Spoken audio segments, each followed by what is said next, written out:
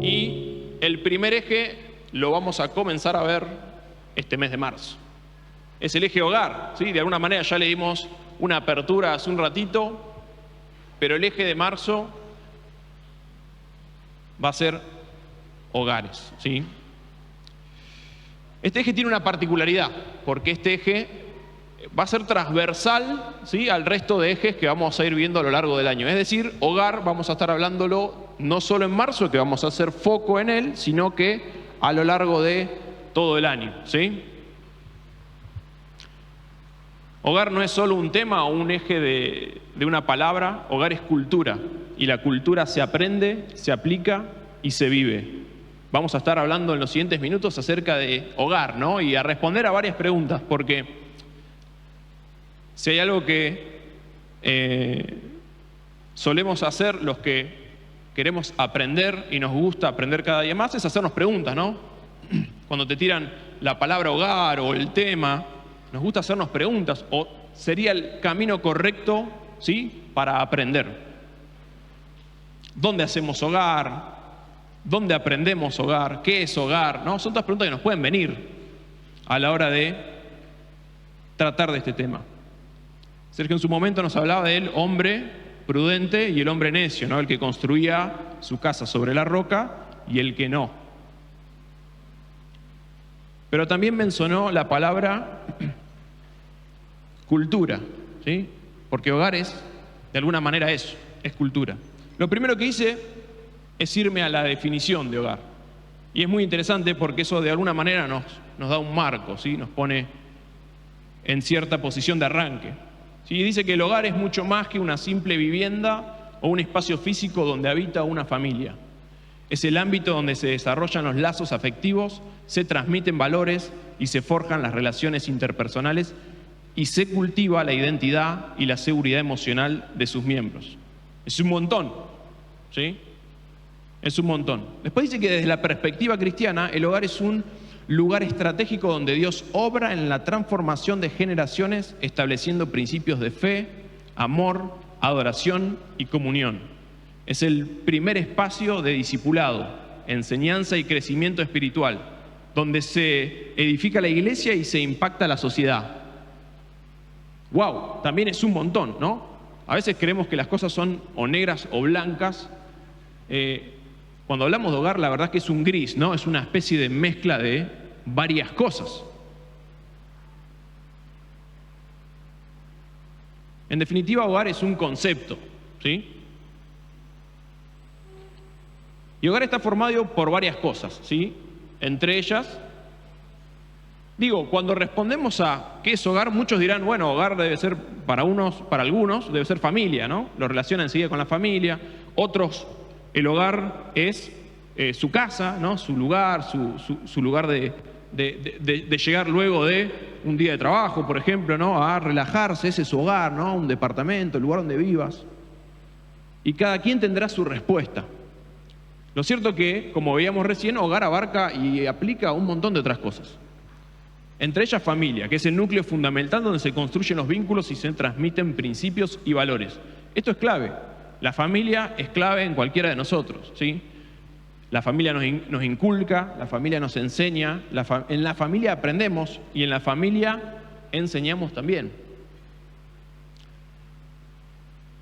¿Qué otras cosas hacen a este concepto, a esta cultura de hogar? Es el amor y la unidad. Como ustedes saben, el amor tiene que ser la base de todos, de todo, perdón, ¿no? O sea, nosotros construimos a partir del amor. Y el amor, la base sobre la que se edifica la armonía y la estabilidad en el hogar. ¿Sí? Es decir, el amor es lo primero. De hecho, la palabra nos pone la vara un poco alta cuando nos dice ama a tu prójimo como a ti mismo, ¿no? A veces quizás es sencillo amar a un familiar o a alguien en este entorno, ¿sí? Pero lo cierto es que dice prójimo, y el prójimo son todos. Y podría ponerme a dar ejemplos, pero no se nos va a extender el tiempo, ¿sí? ¿Sí? Ese que no te dejó pasar cuando venías en la esquina y terminaste tocándole bocina, bueno, ese es tu prójimo también, ¿sí? Entonces, no quería irme, pero está bueno para que nos quede, ¿sí? ¿sí? Está la vara alta, ¿sí? Es el amor, a partir de ahí. Este concepto hogar nos habla de unidad, porque sin alguien más no podemos construir nada, ¿sí? Solos no podemos construir nada, ¿sí? El concepto hogar habla de más de un individuo, ¿sí? Porque se construye juntos, en base al amor. También la fe y el propósito. Y acá es muy interesante, dice que un hogar con dirección divina se convierte en un centro de transformación. Esto me voló la cabeza, está buenísimo. Qué bueno que la familia, que el hogar sea un lugar donde podamos crecer en nuestra fe. Qué bueno que podamos orar, qué bueno que podamos compartir una enseñanza, qué bueno que podamos leer juntos la palabra, adorar. ¿Sí? Eso que hace cuando vemos al otro haciéndolo o cuando otros ven a nosotros, es contagioso, ¿no? Hace crecer nuestra fe. Y qué bueno que hogar incluya esto. Qué bueno que nuestros hogares tengan esto. Y dice que debería convertirse esto en un centro de transformación. Y esto es clave, ¿sí? Estamos llamados a transformar generaciones, ¿sí? Qué bueno que podamos tener hogares que transmitan, que contagien la fe y que sean de transformación a otros. Hogar también incluye el crecimiento y la enseñanza. Está todo ahí atrás.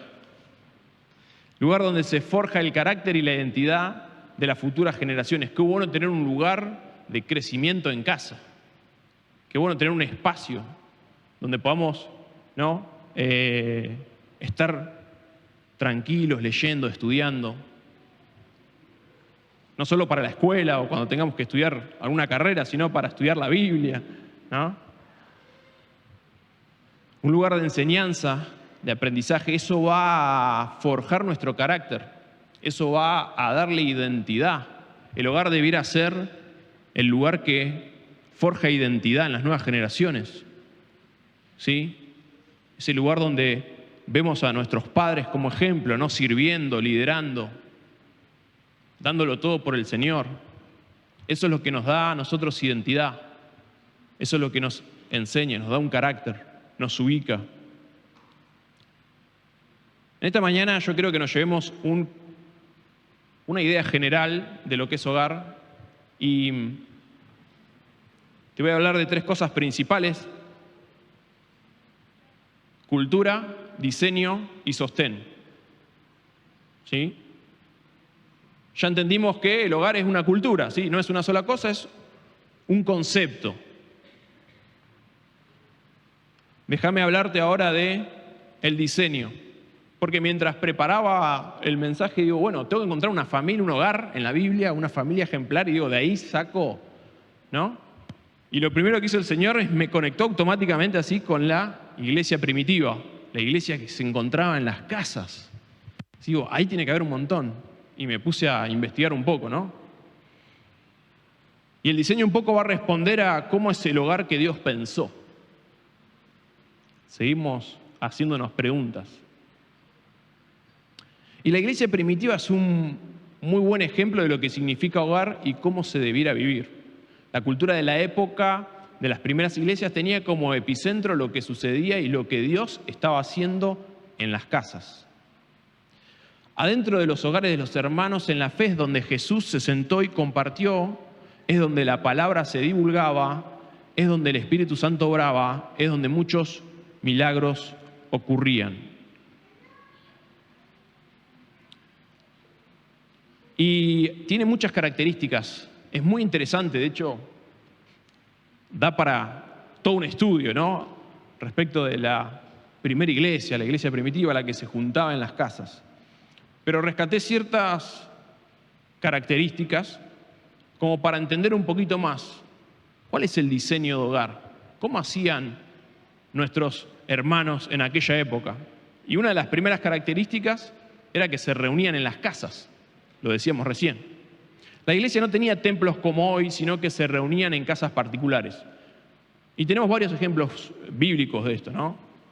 En Hechos 12:12 dice, cuando cayó en cuenta de esto, fue a casa de María, la madre de Juan, también llamado Marcos, donde muchas personas estaban reunidas orando.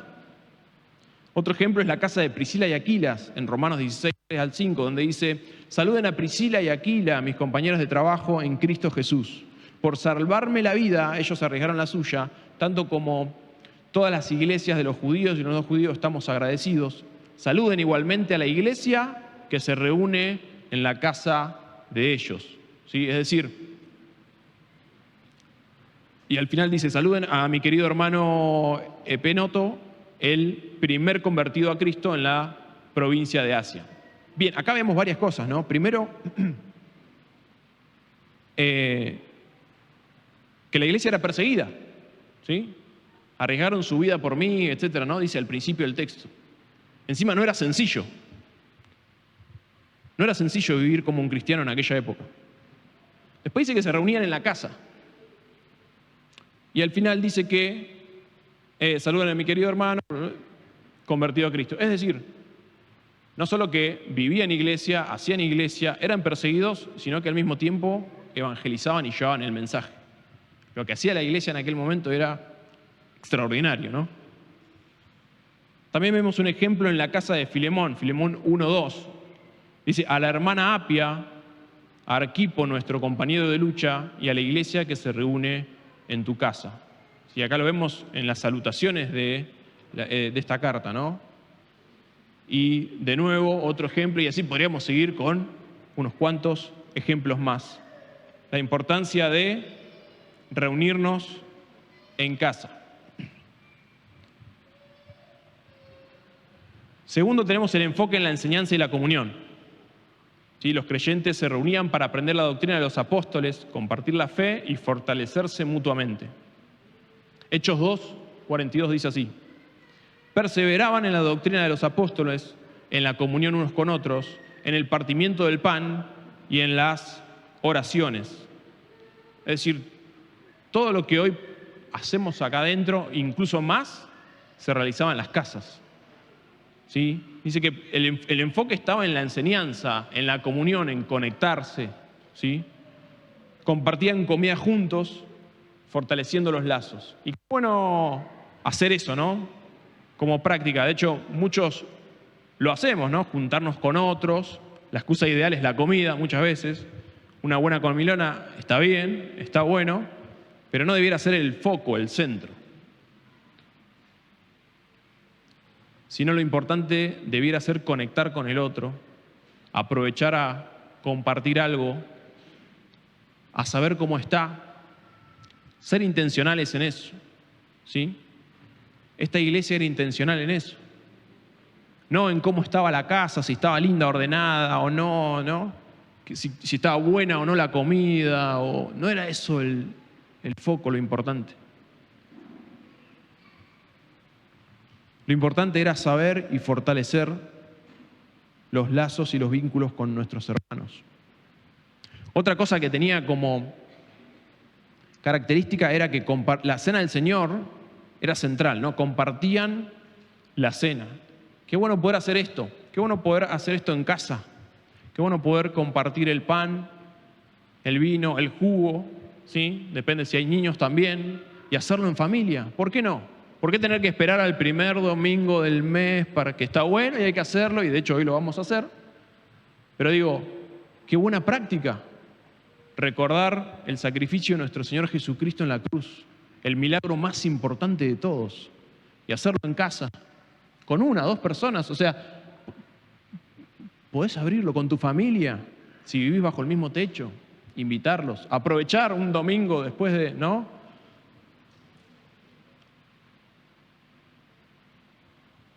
Las reuniones incluían el partimiento del pan, recordando la muerte y la resurrección de Jesús. Hechos 2:46 dice: y perseverando unánimes cada día en el templo y partiendo el pan en las casas, comían juntos con alegría y sencillez de corazón. Tenían sencillez en el corazón, o sea, lo importante no era lo que iban a comer. Lo importante era conectar con el otro.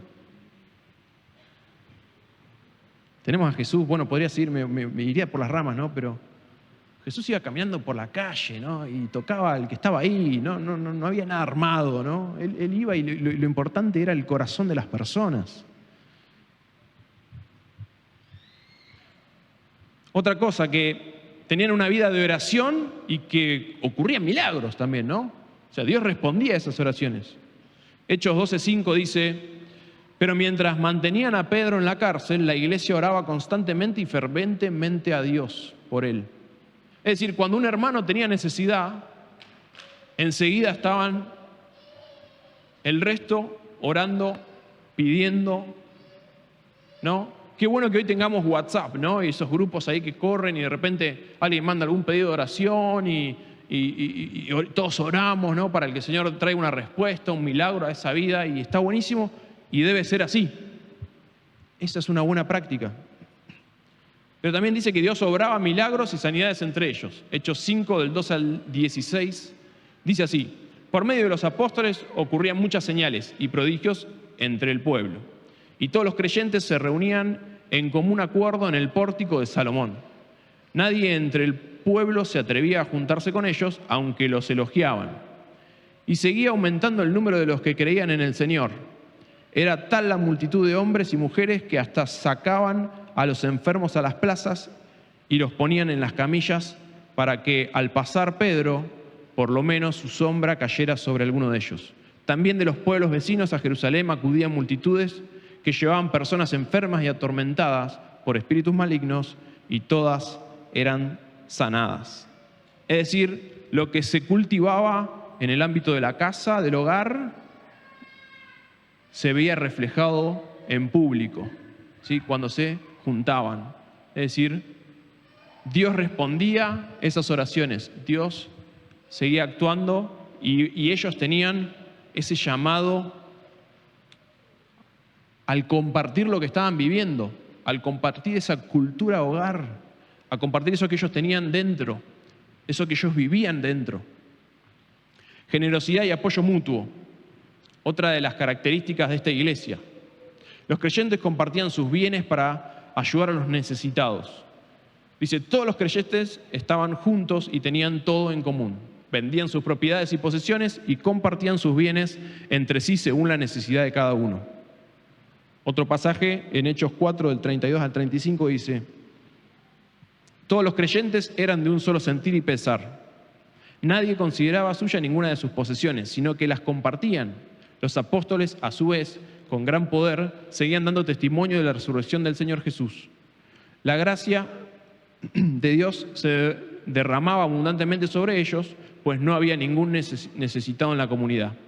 Quienes poseían casas o terrenos los vendían, llevando el dinero de las ventas, y lo entregaban a los apóstoles para que se distribuyera según la necesidad de cada uno. ¿Bien? O sea, ellos ponen la vara muy alta, ¿no?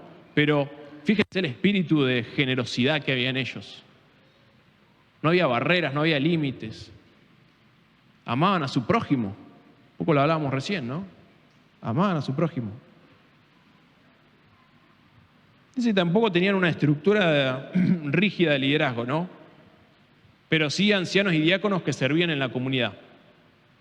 En Hechos 6, del 1 al 6, dice que en aquellos días, al aumentar el número de los discípulos, se quejaban los judíos de habla griega contra los de habla hebrea, de que sus viudas eran desatendidas en la distribución diaria de los alimentos. Así que los 12 reunieron a toda la comunidad de discípulos y les dijeron: no está bien que nosotros los apóstoles descuidemos el ministerio de la palabra de Dios para servir las mesas. Hermanos, escojan de entre ustedes a 7 hombres de buena reputación, llenos del espíritu y de sabiduría, para encargarles esta responsabilidad. Así nosotros nos dedicamos de lleno a la oración y al ministerio de la palabra.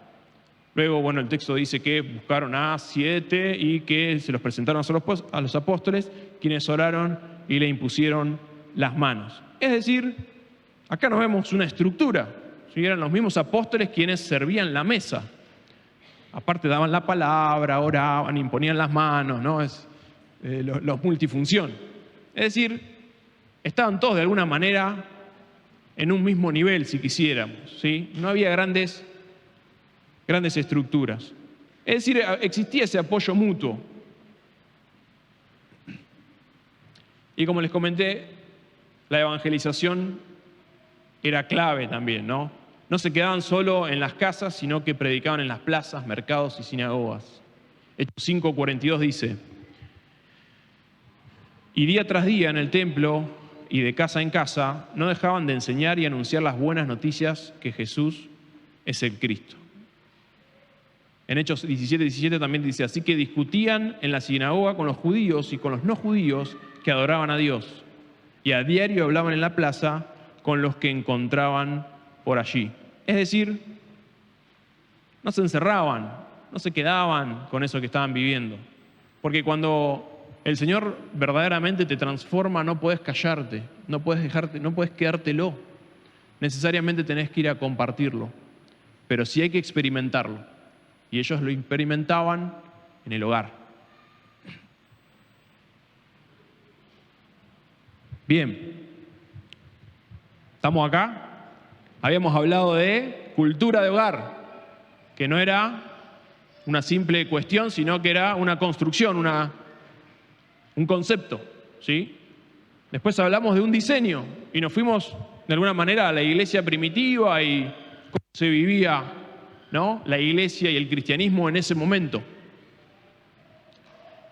Y tercero, quiero hablarte de el sostén, te dije, ¿no? Esto de alguna manera va a responder a cómo el enemigo ataca el hogar hoy. Porque tampoco va a ser gratis, ¿no? ¿Cuántos saben lo que es una viña?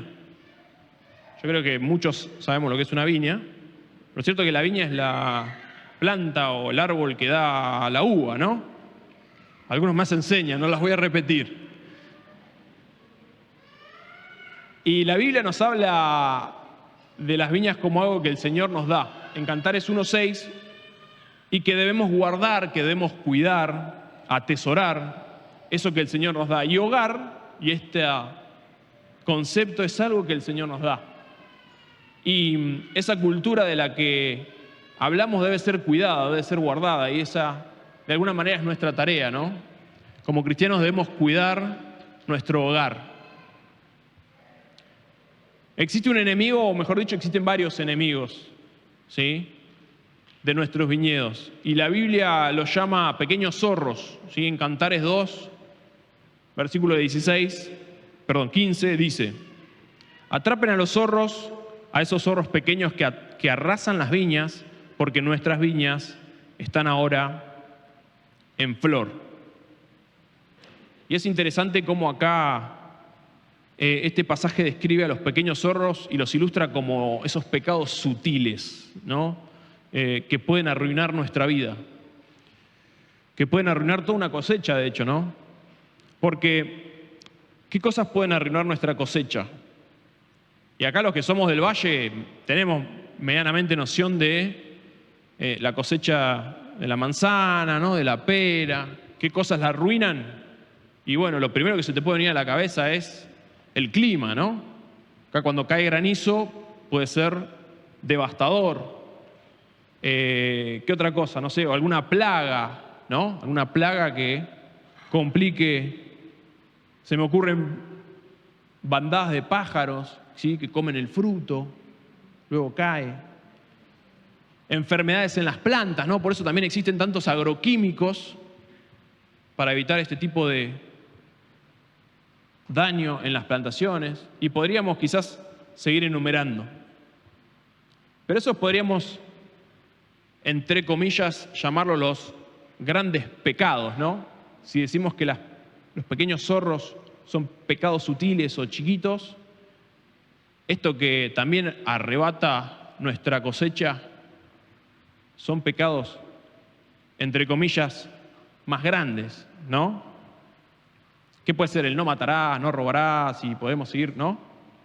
Serían esos, conocidos por todos, que muy probablemente alguien que se dedique a cosechar, ¿sí?, que se dedique a eso, de alguna manera se prepare, ¿no? Pues ya los conoce, ya hay formas de alguna manera prepararse para afrontarlos. Pero la palabra acá nos advierte de estos otros pecados, los pecados sutiles, más pequeños, de estos animalitos. Y entre las características de estos animalitos, lo primero que destaca es su tamaño, ¿no? Eran pequeños, dice que les permiten colarse fácilmente por los viñedos, es decir, se pueden meter enseguida. Y este paralelo es re interesante porque dice que una mentira blanca o esas mentiras mentiritas piadosas que le podemos llamar, tienen la capacidad de convertirse en un gran engaño. Y esto es así, ¿no? De repente una persona le dice a otro alguna mentirita, o, ¿no? Como para... Y de repente tiene que, con otra mentira, tapar la mentirita, y así de repente se ven dos personas en un enredo ahí, ¿no? En un engaño de otras dimensiones. Pero dejamos a esa pequeña mentirita entrar. Lo mismo pasa con las pequeñas ofensas, ¿sí? Tienen la capacidad de convertirse en una gran raíz de amargura que contamina incluso a veces a muchos, ¿no? Él me miró feo, no me saludó, ¿no? El pastor el domingo no me saludó. Y lo peor de todo es que de repente vamos y le decimos al hermano, ¿no? Che, viste que el pastor el domingo no me saludó, yo la otra vez lo escuché que predicó y cuando dijo algo, eso era para mí, ¿eh? Yo estoy seguro que eso era para mí. Pero a vos te saluda siempre, ¿no? Entonces empezamos desde un pensamiento, desde un pequeño, ¿no? Comienza a gestarse algo aún más grande, y imagínense al pastor saludando a 350 personas todo el domingo y encima charlando con él. No predica, directamente se dedica a saludar allá atrás. Imposible. Entonces, a veces, y lo peor de todo es que vamos y lo compartimos con el hermano, ¿no? Encima, ni siquiera lo arreglamos con la persona que lo tenemos que arreglar, sino que vamos y lo volcamos en otro hermano. Entonces, se terminamos convirtiendo, ¿no? En una raíz de amargura, en algo que encima lo contagiamos. Me encanta una ilustración de un atleta, ¿no? Dice que este atleta recorrió, ¿sí? Trotando, imagino, corriendo, todo el territorio de su país, ¿no? Y el territorio, imagino yo, puede haber sido llanura, esas estepas largas así, interminables, quizás puentes, ciudades, montañas, senderos, ¿no? Imagino que pasó por un montón de lugares. Lo interesante es que cuando llegó a la meta, un reportero le pregunta, bueno, ¿qué fue lo más difícil de todo el recorrido? Y el atleta lo que responde, uno imaginará, qué sé yo, no sé, una gran subida en una montaña complicada, ¿no? Compleja, o no sé, kilómetros y kilómetros de llanura interminables con el mismo paisaje. Y lo que el atleta responde es las pequeñas piedritas que se me metían en el calzado durante todo el recorrido, ¿no? Y me recopó, digamos, es cierto, ¿no? A veces los grandes desafíos son esas pequeñas cositas que están todo el tiempo ahí lastimando, molestando, que nos hacen perder el tiempo y que son, querramos o no, relevantes, ¿sí? Por eso la advertencia en la palabra. Estas cosas pueden ser las que dañen nuestro hogar. Por eso debemos no solo construir, vivir, compartir hogar, sino que debemos sostenerlo. Esa es nuestra tarea, sostenerlo. Otra de las características de estos pequeños animalitos es su agilidad para escabullirse, ¿no? Son casi indetectables, se meten sin permiso y se debe estar constantemente alertas para deshacerse de ellas cuanto antes. Sembrar un espacio de confesión es primordial en nuestro hogar. Debe tener un ambiente de escucha y de perdón. Como les decía recién, es quizás un pensamiento, es un gesto, una mirada, es algo que arranca de esa forma, ¿no? Y de repente, si lo dejamos ser, sabemos que puede empeorar. Tienen esa facilidad de escabullirse. Si esta mañana te noté que te despertaste, ¿no? Enojada, molesta, enojado, molesto. Qué bueno poder tener en el hogar un espacio para confesión, para preguntar.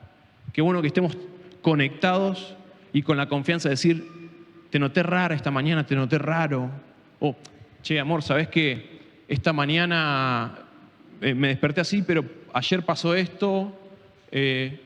Quizá ni siquiera tenga que ver con uno, pero poder tener ese espacio, ¿no? De intimidad, de conectar.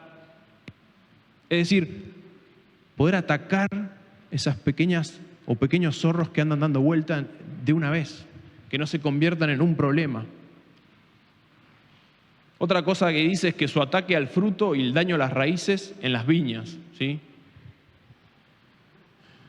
Y el ataque al fruto es grave, porque la verdad que no está bueno esperar toda una cosecha, cuidar la plantación, cuidar la planta, y que en el mejor momento, en el momento de la cosecha, vayas y estos pequeños animalitos te hayan quitado el fruto de todo ese trabajo y todo eso, ¿no?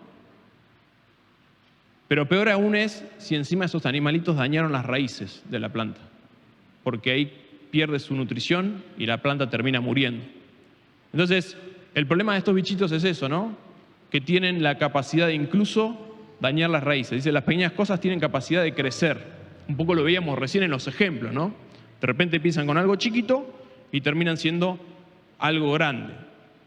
Dice Santiago 1:15, el deseo malo da a luz el pecado, y el pecado, una vez que ha crecido, conduce a la muerte.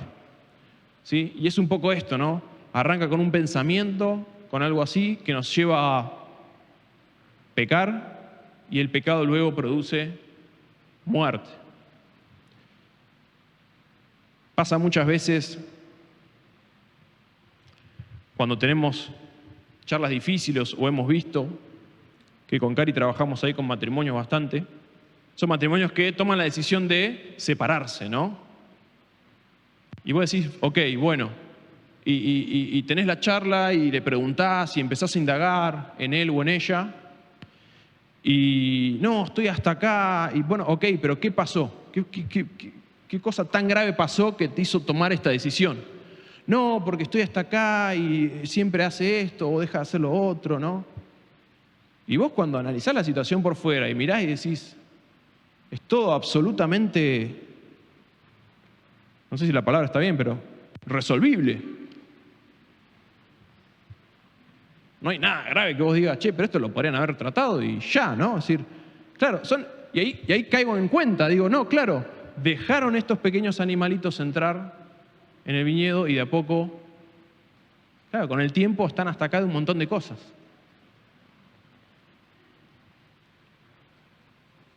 Pequeños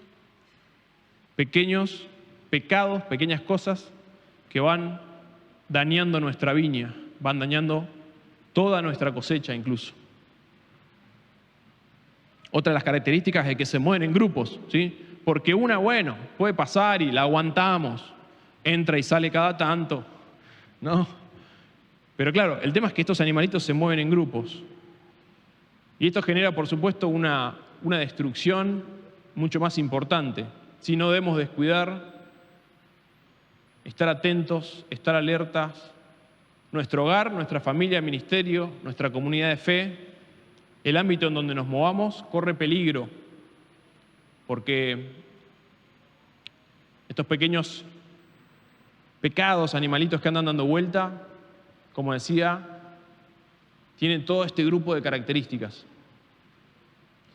La forma de dar sostén a nuestro hogar implica estar alertas y erradicar los pecados de nuestra vida. Es un compromiso personal y familiar. Es un compromiso que debemos asumir para no dar lugar al enemigo. Y esta es de alguna manera la invitación en esta mañana, ¿no? Entendiendo que hogar es un concepto, que es cultura, y que abarcan un montón de cosas que debemos aprender, que debemos enseñar, que debemos vivir, que debemos trabajar. Yo no sé hoy cómo está tu hogar, ¿sí? Si es ese ambiente y ese lugar del cual hablamos en esta mañana, pero seguramente todos nos llevamos un montón de cosas por trabajar, por mejorar, en lo personal, en casa, ¿sí? La verdad que hogar es un montón de cosas, es un desafío enorme. Y qué bueno poder comenzar a caminar esta palabra este año, ¿no? En casa. Como te decía, hablábamos de eso, de hogar como cultura, hablamos de un diseño, ¿sí? La Biblia está llena de ejemplos y en la iglesia primitiva los encontramos, ¿sí? Podemos aplicar todas estas características que tenía la iglesia en su momento en casa. Y cuando decimos hogar, no tiene que ser nuestra casa física, ¿no? Esto también es nuestra casa. Acá también hacemos hogar, ¿sí? Acá también aplica esta cultura. Y por último, como decías, tenemos la responsabilidad de darle un sostén, de mantenerlo, de no descuidarnos, de estar atentos a esas pequeñas cosas que a veces corrompen los ministerios, los grupos pequeños, nuestro hogar, nuestra casa, nuestra familia, ¿sí? Tenemos que revisar si en nuestra cultura hogar hay costumbres, prácticas, pensamientos, acciones que están dañando nuestra relación, atentando contra la paz y la armonía en el hogar. Además de identificarlas, es necesario accionar al respecto. Es decir, tomar decisiones concretas y accionar contra ellas para tener así hogares sanos. Te animo a que juntos podamos caminar este tiempo evitando el avance y la intromisión de estas cosas que afectan nuestros ámbitos, que rompen relaciones, que intentan que el enemigo cumpla su fin. Tenemos herramientas espirituales que Dios nos da. Tenemos una gran familia de fe que nos acompaña en el proceso. Es Dios mismo quien puede revelarnos a través de su Santo Espíritu cuáles son aquellas pequeñas cosas que debemos quitar de nuestras vidas y familias. Y en esta mañana yo deseo esto, ¿no? Que cada uno de ustedes pueda comenzar a caminar en esta cultura, que pueda hacer los ajustes necesarios, si es que ya tiene un camino y un trecho ya hecho.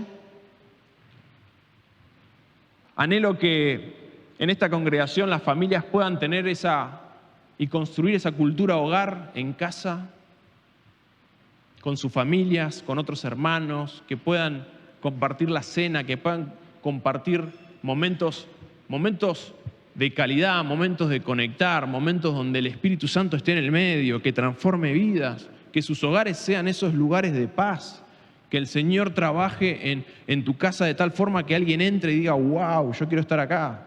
¿Cuándo nos juntamos de nuevo? Siento paz entrando en este lugar. Eso es porque el Señor está ahí. Entonces, tenemos un gran desafío, tenemos una gran tarea. El compromiso hoy es juntarnos frente a la mesa y mirarnos cara a cara, tomar un tiempo para ordenar nuestro hogar. Si hay cosas que seguramente las hay, para ajustar, es necesario hacerlo. Debemos tomar acción, no permitir que el enemigo nos robe ni el fruto ni dañe nuestras viñas. ¿Amén? Bien. Bien, y te invito a que en este espíritu podamos sellar este tiempo haciéndolo de una forma práctica, porque lo que nos desafía la palabra es accionar, ¿no? A tomar acción respecto a esto. No dejar estos bichitos sueltos, no dejar que se rompa lo que construimos, sino que tomar una acción. Y no hay mejor forma que cerrar este tiempo justamente accionando al respecto. Y la forma práctica de hacerlo es, como decíamos recién, unidos, juntos, en armonía. Y no hay mejor cosa que hacerlo a través de la cena, que es lo que vamos a compartir en esta mañana. Así que invito a Cari y a los hermanos que nos van a dar una mano a que se vayan acercando, porque el Señor está en medio de nosotros. Y si nos disponemos, Él puede hacer la obra. Y Él puede hacer que nuestros hogares estén llenos de su presencia. Y empieza por uno, empieza por cada uno de nosotros.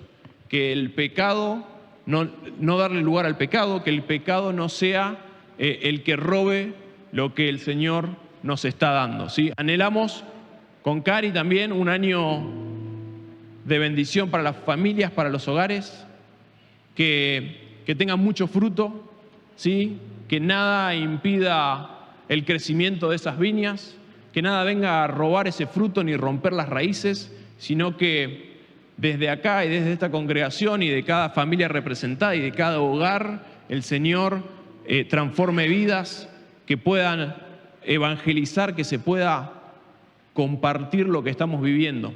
Y creemos y entendiendo que el Señor pone esta palabra en esta casa para este año, lo vamos a lograr. ¿Cuántos dicen amén a eso?